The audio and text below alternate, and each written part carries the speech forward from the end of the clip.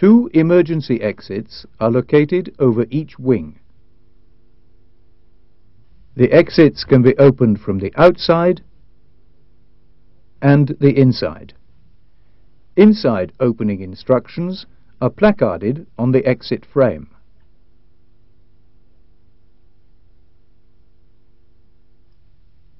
To open an exit, the cover flap must be removed. The slide-armed indicator illuminates white immediately. To unlock the latch mechanism, the control handle must be used.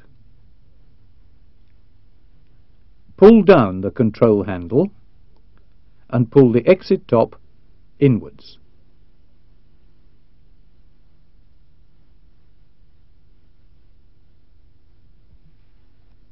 With a free hand, grasp the lower grip mould and lift the exit. Turn the exit inward and throw it out away from the opening.